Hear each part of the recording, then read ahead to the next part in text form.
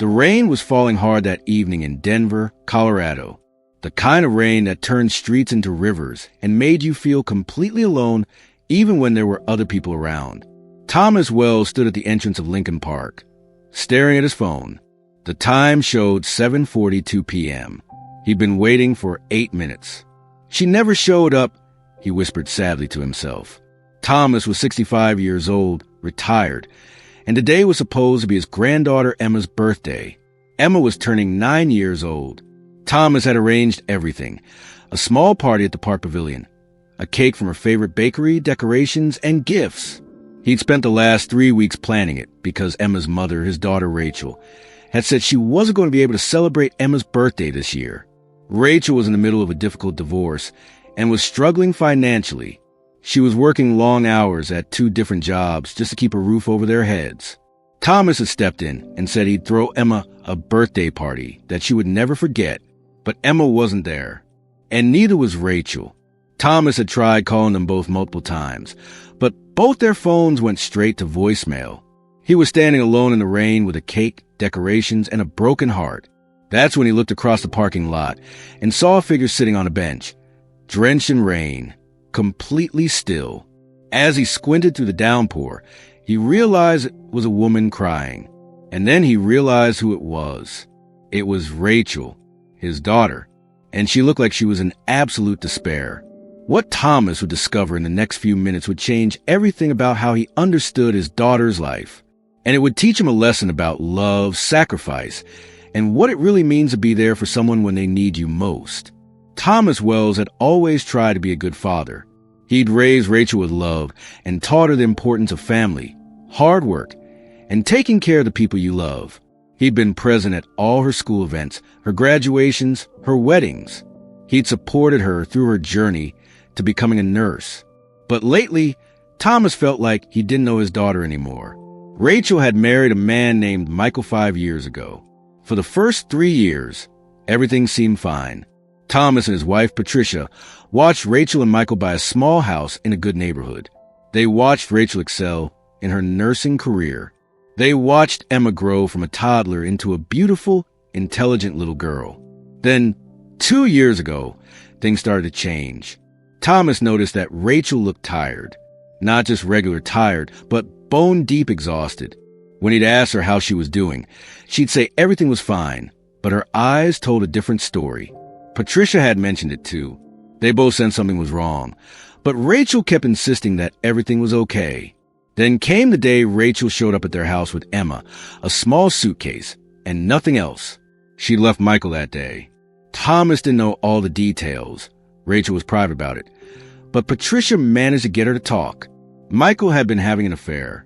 Michael had been financially irresponsible, leaving Rachel with debt. Michael had been emotionally unavailable and sometimes verbally harsh. The divorce had been messy and complicated. Michael's lawyer had fought hard for custody of Emma. There were custody battles, legal fees, and emotional trauma. Eventually, Rachel had been awarded primary custody, but Michael only had to pay minimal child support because his lawyer had convinced the judge that he couldn't afford more. Left to provide for herself and Emma on a single income, Rachel had been struggling. At first, Thomas and Patricia had tried to help. They'd offered money. They'd offered to let Rachel and Emma move in with them. But Rachel had refused. She was proud. She wanted to provide for her daughter herself. That pride was slowly destroying her. Thomas had watched helplessly as his daughter worked herself into the ground. She'd taken on overtime shifts at the hospital, where she worked as a nurse. She'd picked up a part-time job at a local urgent care clinic on weekends. She was working 60, 70, sometimes 80 hours a week just to make sure Emma had what she needed. Thomas had seen the changes in Emma too. The little girl who used to be bubbly and joyful had become quieter, more withdrawn. She developed anxiety. She was worried about money, worried about her mother, worried about everything. But today was supposed to be different. Today was supposed to be Emma's birthday. Today, Thomas was going to give Emma something precious. Her grandmother's and his attention, his love, and his presence. He'd planned this party weeks ago, and he'd specifically told Rachel that he was taking care of everything. So why wasn't she here? And what was she doing crying alone in the rain? Thomas abandoned the pavilion setup and hurried across the parking lot toward Rachel. The rain soaked through his jacket and pants immediately. His shoes filled with water. But he didn't care. His daughter was in pain, and that was all that mattered. "Rachel," he called out as he approached the bench. Rachel jumped, startled. She tried to wipe her face quickly, trying to hide the fact that she'd been crying. But it was too late. Thomas could see the red, puffy eyes, the trembling shoulders, the look of complete defeat on her face. "Dad," she said, her voice breaking. Why are you here?" "I was setting up for Emma's birthday party," Thomas said, sitting down next to her on the bench, not caring that the rain was soaking through his clothes. "But why are you here? Where's Emma? Why aren't you at the park?" Rachel started crying harder, deep, body-shaking sobs that came from a place of complete despair. "I can't," she said. "I can't do it. I can't celebrate her birthday. I can't do anything. I can't."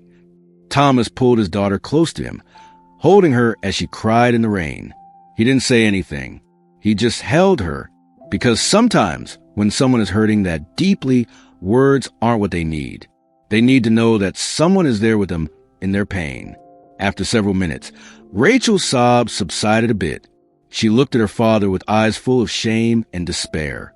"Today," she said quietly, "I had to make a choice. I know it was your plan to celebrate Emma's birthday at the park. I know you spent money on a cake and decorations, and you were going to make her day special. And I'm sorry. I'm so sorry. But I had to make a choice between celebrating her birthday and keeping a roof over our heads." Thomas listened carefully as Rachel explained. "The landlord called me today," she continued. "He said our rent is due tomorrow. I'm 2 weeks behind. He said if he doesn't get the money by tomorrow, he's going to start eviction proceedings. I'll lose the apartment, and then Emma and I will be homeless." She wiped her face with her hands, making more tears. "I've been working as much as I can," she said. "I've been picking up extra shifts. I've been doing everything I can. But the rent is $1,200 a month. And after I pay for food and utilities and childcare and all the other necessities, I'm always short by a few $100s. And now with the eviction threat." She looked up at her father, and her voice was barely a whisper. "I was sitting here in the park because I couldn't face you. I couldn't face Emma. I couldn't celebrate her birthday when I'm about to lose our home. So I came to the park to fall apart by myself, so Emma wouldn't see me like this. She's already so stressed about everything. She doesn't need to see her mother having a breakdown." Thomas felt his heart breaking. His daughter, who was working 60, 70, 80 hours a week to provide for her daughter, was now sitting alone in the rain, crying because she couldn't celebrate her child's birthday. And she was doing this all alone because she was too proud to ask for help. "How much do you need?" Thomas asked directly. "I can't take money from you, Dad," Rachel said immediately. "I know you and Mom have been retired for years. I know you have a fixed income. I can't take money that you need." "Rachel," Thomas said firmly, "listen to me. Your mother and I have been saving for years. We have money. We have more than enough. And I am not going to let you and Emma become homeless because you're too proud to accept help from your own father." Rachel tried to protest again, but Thomas held up his hand. "No," he said, "I need you to listen to something. When you were born, I made a promise. I promised that I would always be there for you, no matter what. That promise doesn't change just because you're an adult. That promise doesn't change just because life has gotten hard. That promise means that when you're struggling, I'm going to do everything in my power to help you." He looked at his daughter with love and determination in his eyes.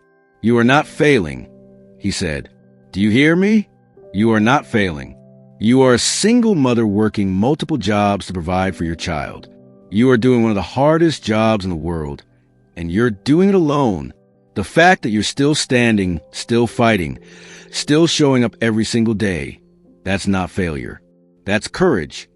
Rachel started crying again, but this time it was different. This time, it was a cry of someone who'd been holding everything together by themselves and finally allowed themselves to break down in front of someone who loved them unconditionally. "Come on," Thomas said, helping his daughter to her feet. "Let's get out of this rain." They walked back to the pavilion where Thomas had set up all the decorations and left the cake and gifts. Thomas called his wife Patricia and told her he was going to take Rachel home.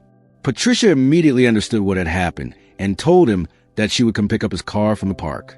In the car, as they drove toward Rachel's apartment in silence, Thomas made some phone calls. He called his bank and made arrangements for a wire transfer to Rachel's landlord account. He called Rachel's landlord and paid the back rent and the upcoming month's rent. He called his attorney and had him prepare paperwork to add Rachel and Emma's names to his will, so they'd have security and stability. But more than that, he made a decision that would change all their lives. The next morning, Thomas sat down with Rachel and Patricia and told them about a decision he'd made. "I've been thinking," he said, "about what you said last night. You said you're working multiple jobs and barely making ends meet. You said Emma is stressed because she can sense the financial pressure. You said you can't celebrate her birthday because you're worried about paying rent." Rachel looked guilty, but Thomas continued. "I realized something," he said. "I have a big house. Your mother and I have spent the last 15 years in a house that's too big for just the two of us. We have 5 bedrooms. We have a guest house in the backyard. And you and Emma are struggling to fit into a 1-bedroom apartment." He paused, looking at his daughter with love. "I want you and Emma to come live with us," he said. "Not temporarily. Permanently. This is your home too. Emma's room upstairs has been empty for 5 years. We can convert it into her bedroom. You can take the guest house as your own space. You don't have to pay rent. You don't have to work 2 jobs. You can go back to just working as a nurse, have reasonable hours, be present in Emma's life, and rebuild yourself after everything you've been through." Rachel immediately started protest. "Dad, I can't." "Yes, you can," Thomas interrupted gently. "And more than that, you need to. Emma needs you to. I need you to. Your mother needs you to. You've been so focused on being strong, on providing, on doing it all yourself, that you've forgotten that you're also allowed to receive. You're also allowed to accept help. You're also allowed to be taken care of." Rachel was crying again, but this time, Patricia pulled her close. "We love you," Patricia said, "and we're not going to watch you destroy yourself trying to be a superhero. You're allowed to be human. You're allowed to need help. That doesn't make you weak. That makes you wise." Within 2 weeks, Rachel and Emma had moved in with Thomas and Patricia. The transition wasn't easy for anyone. Rachel felt like she was failing by having to accept help, and it took time for her to let go of that guilt and shame. But slowly, over the weeks and months that followed, Rachel began to heal. She reduced her work hours to just 1 job at the hospital. She started sleeping more than 4 hours a night. She started eating regular meals again. Most importantly, she started spending real time with Emma. For the first time in years, Rachel was able to attend Emma's school events. She was there for Emma's soccer practices. She helped Emma with homework without being so exhausted that she could barely think straight. She had time to talk to her daughter, to really listen, to be present in her life. And Emma transformed too. The anxious, withdrawn girl slowly became brighter, happier, more like her true self. She thrived with the stability and the presence of her mother. Her grades improved. Her confidence grew. She smiled more. 3 months after moving in with Thomas and Patricia, Emma's birthday was celebrated again. This time, it was in the backyard of Thomas's house, surrounded by family. There was cake, decorations, music, and most importantly, there was presents. Rachel was there, fully present, fully happy. Thomas and Patricia were there. Even Emma's paternal grandmother showed up to celebrate. It wasn't an extravagant party. There weren't expensive gifts or fancy entertainment, but it was filled with love, and that made it the best birthday Emma had ever had. But the most powerful moment happened later that evening, after the party was over. Emma fell asleep on the couch, exhausted and happy. Rachel sat down next to her father in the living room. "Thank you," she said simply. "For what?" Thomas asked. "For seeing me," Rachel replied. "For not just accepting the story I was telling myself, that I had to do it all alone, that I couldn't accept help. You saw me drowning, and instead of letting me drown, you threw me a life preserver." Thomas took his daughter's hand. "That's what parents do," he said. We see our children. We see their pain, their struggle, their courage. And we do everything we can to help them carry the load. You were never meant to carry it all alone, Rachel. Nobody is. Rachel looked at her father with gratitude and love. I've learned something, she said. I've learned that asking for help isn't weakness. I've learned that accepting support doesn't make me a failure. And I've learned that sometimes the bravest thing you can do is admit that you can't do it all by yourself. She paused, watching Emma sleep peacefully. I want to do what you did for me, Rachel said. Once I get my life stable again, I want to help other single mothers. I want to show them what you showed me, that there are people who care, that help is available, and that it's okay to accept it.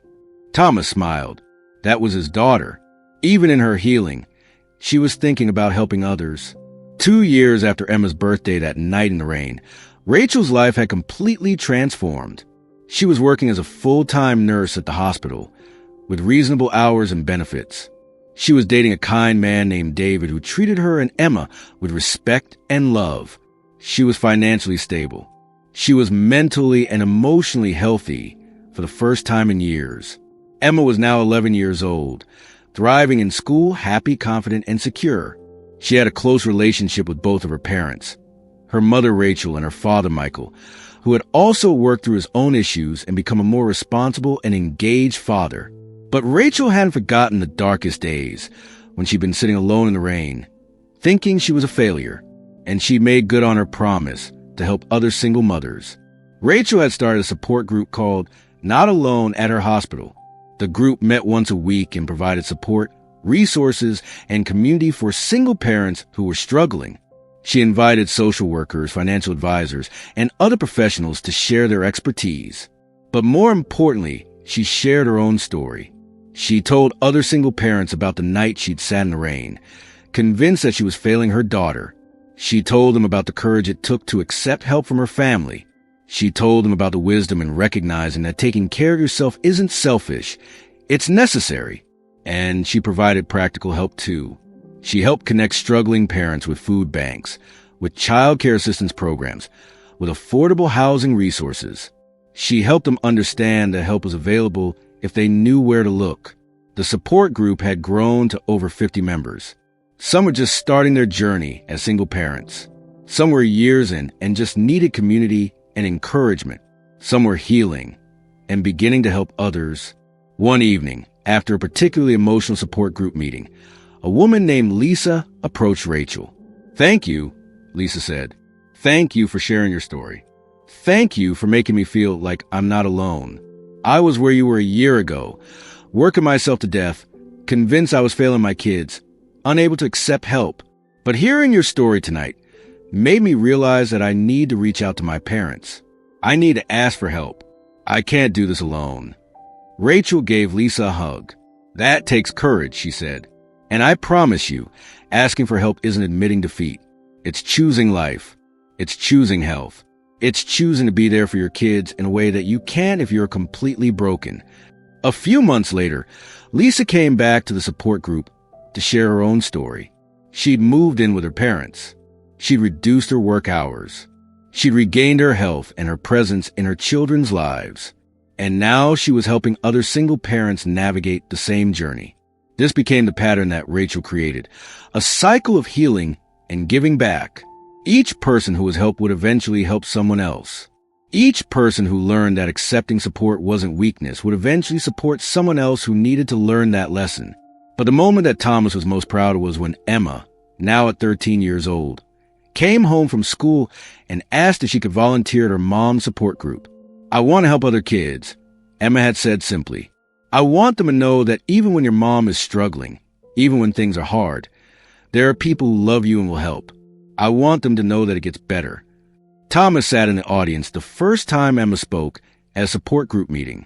He watched his granddaughter, now a confident teenager, stand in front of a group of struggling single parents and their children. "My name is Emma," she said, "and I'm the daughter of a single mom who saved my life." She told the story from her perspective, how she felt her mother's stress, how she'd worried about money, how she'd been scared that they'd lose their home. And then she told about the night everything changed, when her grandfather found her mother crying in the rain and told her that accepting help wasn't weakness. "My mom is the bravest person I know," Emma concluded. "She's brave because she works hard, but she's also brave because she was willing to accept help when she needed it. And now she helps other families do the same thing. And that's the most beautiful kind of bravery." As Thomas watched his granddaughter speak, he realized something profound about life. He realized that the moments that seem like failures in the moment, like finding your daughter crying alone in the rain, can actually be the moments that redirect your entire life towards something meaningful and beautiful. He thought about Rachel working herself to death, convinced she had to do it all alone. He thought about Emma worried and anxious, unable to celebrate her birthday. He thought about the night that everything changed.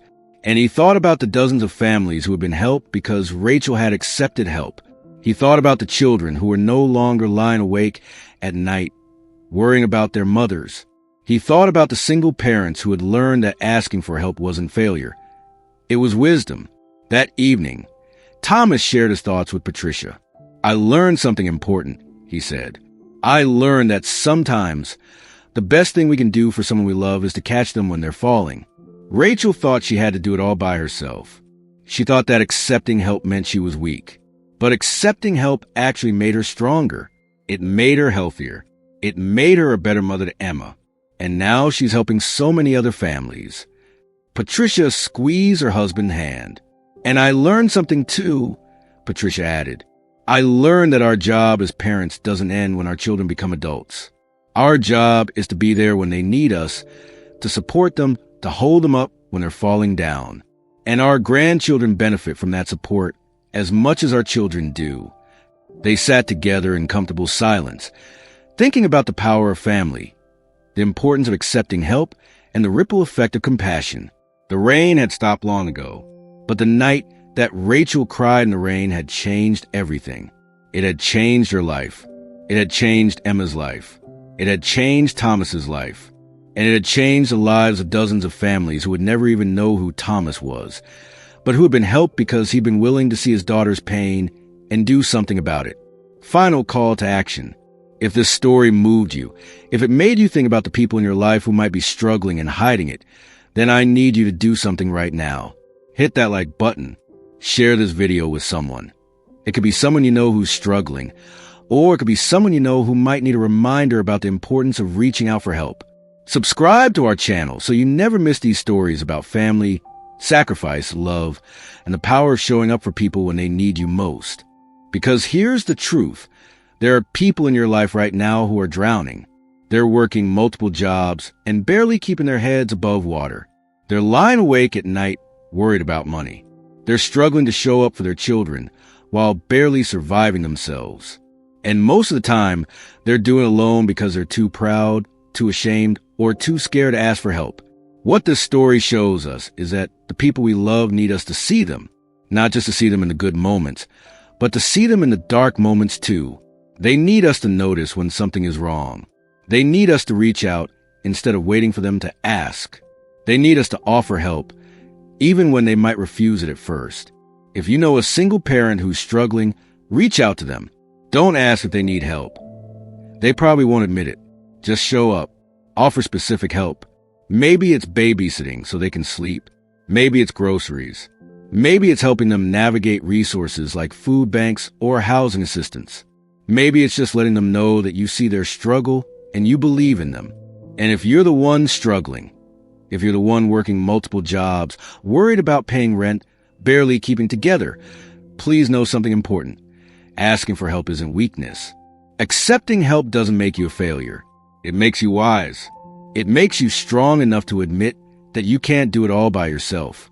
And that takes real courage. Reach out to your family. Reach out to your friends. Reach out to social services, to nonprofits, to community organizations. There are people and resources available to help you. You don't have to do this alone. Leave a comment below and tell us. Have you ever had someone reach out to help you when you were struggling? Have you ever had the courage to ask for help? Have you ever helped someone else carry their burden? Share your story in the comments. Your experience might inspire someone else to reach out or to accept help. Also, if you're struggling with feelings of hopelessness or despair, please reach out to a mental health professional or a crisis hotline.